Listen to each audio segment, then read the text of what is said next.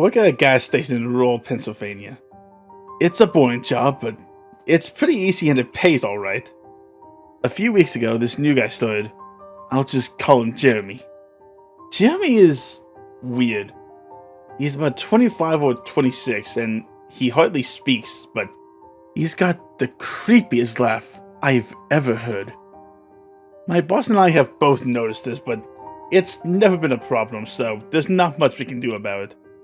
Customers never complain about him, and he's always done his job fairly well. That is, until a few weeks ago. That was when things started going missing. Employee theft can be a problem at any business that sells consumer goods, and there is only one person working at a time at this gas station. It's a pretty small place. About 2 weeks ago, my boss started noticing that we were short on motor oil.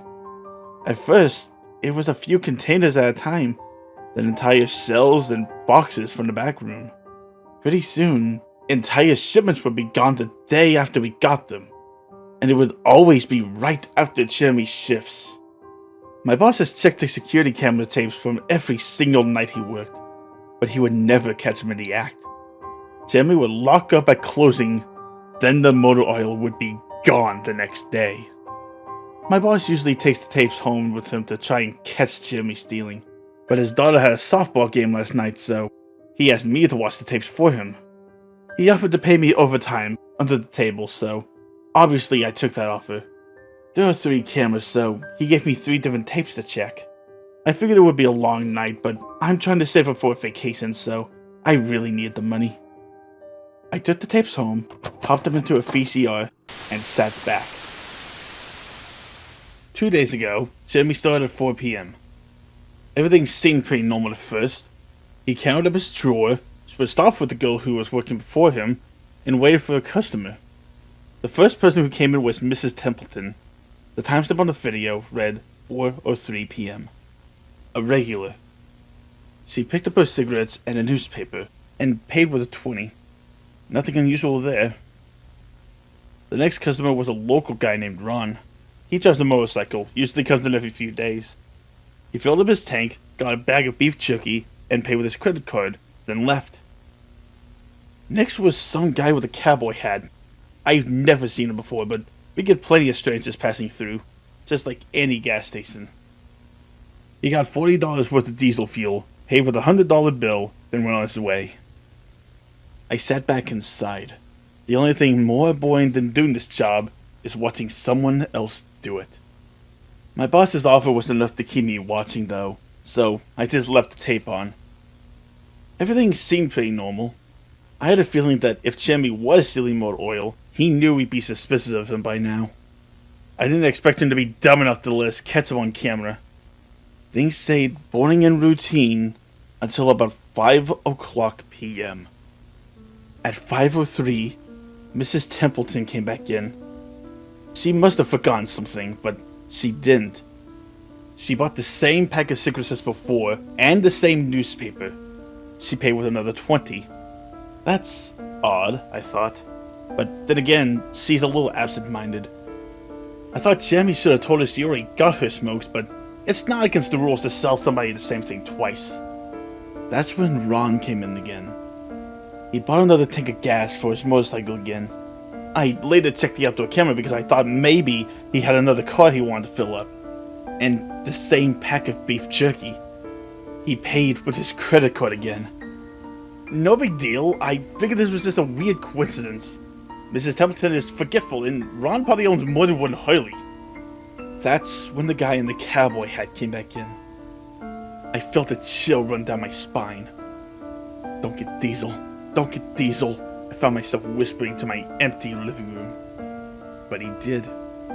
He got $40 worth of diesel fuel and paid with another $100 bill.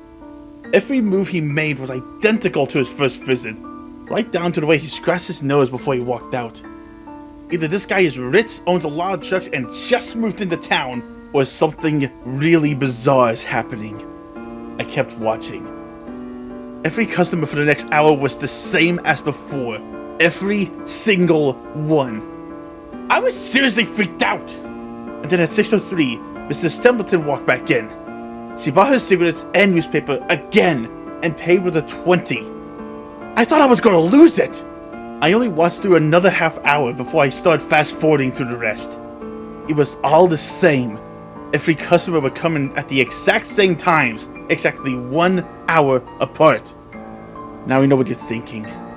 That sneaky motherfucker Jeremy had messed with the tapes. He had run a loop at the first hour of business over and over. That wasn't the case. There are windows around the cash register area that the camera covers, and I watched the sunlight fade as time ran on.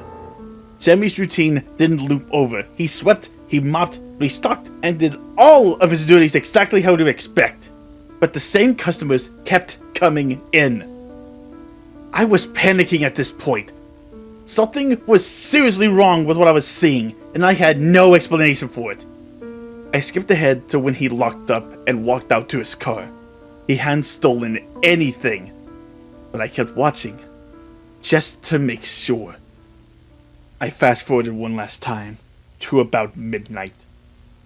At exactly 12:03, out of nowhere, Jeremy's face pops up on camera. I don't mean he moved his head into view. I mean that 1 second the store was empty. The next second, his face was all I could see. He wasn't looking at the camera, he was looking at me. I was sure of it. I screamed and fumbled for the remote. By the time I grabbed it, he was gone, just as soon as he had left. One frame, he was there. The next, he wasn't. My hands were shaking like crazy, but I popped it into the tape. The other indoor camera shows the back area by the cash register, and I would be able to see how he got up to put his face in the camera like that. I skipped ahead to 12:03, but there was nothing. I would have been able to see him standing on a chair or something on this tape, but he wasn't there. I didn't see him enter the store at all after he left. It's like he wasn't really there. He doesn't know the security code, and no alarms were triggered that night after he locked up. What I did see, however, was that at 12:03, the motor oil vanished off the shelf. All of it. Same as Jeremy's face. 1 second it was there, and the next it wasn't. I turned that tape off and went to bed, but I didn't get a wink of sleep. My body is exhausted right now, but my mind is racing. That tape was undoubtedly the creepiest, most disturbing thing I have ever seen in my life. I work in a few hours. My boss asked me to bring the tapes back in and let him know what I found, but really? What the hell am I gonna say? Jeremy works the night shift tonight directly after me, and the plan is for my boss to come inside just before I leave and confront him with me, as I'm supposed to be the one who caught him stealing. I have no idea what I'm going to do. I suppose I have to show my boss the tapes, but I don't want to watch them with him. I never want to see something like that again. I can't get the image of Jeremy just smiling directly into the camera out of my head. It was the creepiest look I've ever seen on another human being's face. Anyway, I'm gonna try again to get some last minute sleep before I have to deal with any of this. I'll let you guys know what happens. Update. 2:49 p.m. Updating from my phone. Apologies in advance for errors.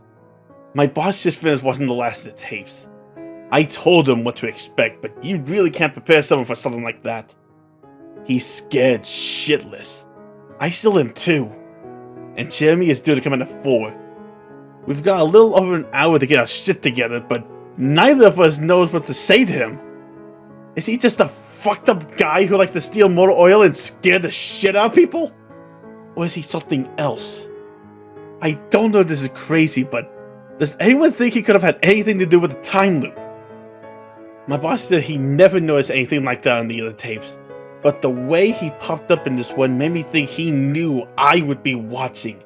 It's like he wanted me to see what he could do. Like he was showing off for something. The way he smiled at the camera was like a little kid trying to show you a sandcastle they just built or something. I don't know, I probably sound crazy. I sure feel the part. I'm gonna talk to my boss some more. We had to calm ourselves down and figure out how to handle this. I'll update again tonight, but I have a really bad feeling about how this is going to play out. Update. 4:33 p.m. No sign of Jeremy. Tried calling him, but his phone's been disconnected. We're calling the police. Update. 5:33 p.m. No sign of Jeremy. Tried calling him, but his phone's been disconnected. We're calling the police. Update. 6:33 p.m. No sign of Jeremy. Tried calling him, but his phone's been disconnected. We're calling the police. Update. 7:33 p.m. No sign of Jeremy. Tried calling him, but his phone's been disconnected. We're calling the police. Update. 8:33 p.m. No sign of Jeremy. Tried calling him, but his phone's been disconnected. We're calling the police. Update. 10:58 p.m. Holy shit. Holy shit. I just got home and saw my previous updates. Things make less sense now than ever. Here's what I can't tell you. I went to work, Jeremy never showed up. My boss and I decided to call police, as you were well aware. When I picked up the phone to call, though, the sun went out. I shit you not, that's what I thought happened. Because when I looked at the clock, it was 9:33. I think I got stuck in Jeremy's time loop, and then I snapped out of it the exact point I blacked out, if that makes sense. But that's when things got really weird. My boss was right next to me when I blacked out, ready to corroborate my story to the cops. When I came to, the phone was right in my hand, but it was dead, not even a dial tone. My boss was still right there, but he wasn't moving. He was standing up but frozen. I looked at the clock again, and it wasn't moving. The second hand was stuck on the 12. It was 9:33 exactly. The clock on the register computer screen wasn't moving either. My phone was frozen. There was even a customer at the register waiting for my boss to get him cigarettes. I'm betting that would have been his 5th pack of the day. I got the fuck out of there. Didn't lock up, didn't turn the lights out, and sorry guys, I didn't grab the security tapes to upload them to the internet. Believe me, that was the last thing on my mind. The gas station is on a major highway, and cars were parked all along it. Except they weren't parked, they were frozen. The people inside were still as waxed statues. I got in my car and prayed that it would start. Thankfully, it did. About halfway home, time started up again. The static from the radio turned into music like it was supposed to be, and from what I could tell, by listening to the host talk between the songs, no one noticed the time freeze or whatever it was. I was the only one. Well, I'm sure Jeremy knows as well. I still have no clue where he is or what he's doing. I'm hiding in my room and calling the police again in the morning. I don't know if I ever got through to them before, or if I did, whether they took me seriously. I'm scared for my life at this point. I'll update tomorrow if I can. Final update. 10:33 a.m. I finally fell asleep last night around 4. I have no idea how I did. I guess exhaustion finally got the best of me. This morning, I woke up to my phone ringing. It was my boss. He'd been calling me since about 6. He woke up when time turned back last night, and immediately called the cops. They came by to see what was wrong, and he told them everything. Police around here are small-town guys. They were more concerned with the missing motor oil than anything, but my boss figured he would take it, as long as he had their attention. They decided to go looking for Jeremy. We keep all our employees' applications on file, and since Jeremy just started working here, his was easy to find. They checked the address on it and headed over to his house. You're not going to believe what they found.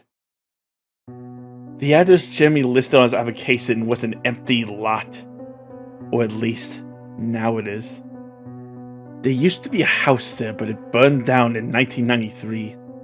Being a small town, almost everyone remembers the fire.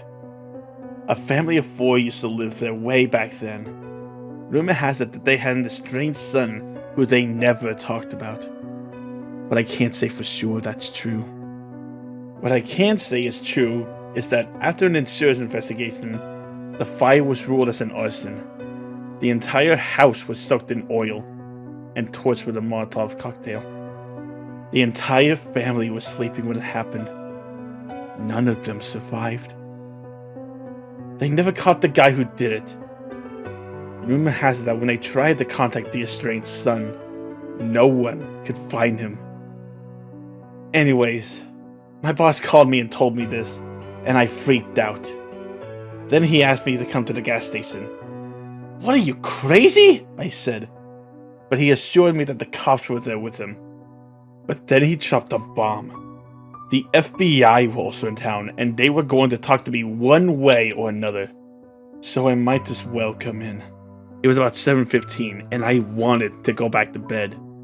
But I figured I wouldn't be able to sleep much more anyway, so I went down. 4 men in suits greeted me and told me to have a seat. We went over everything 2 or 3 times until they got all the details down. I told them about Jeremy, the security tape, last night at work, everything. Finally, after I finished, one of the agents said, "Oh Christ, we've got another one on our hands." Then they made me sign a bunch of papers saying I wouldn't tell anyone about what happened. So I can't say much more. I might be breaking the law just by posting this. So, now I'm home. I'm not sure what to do with myself.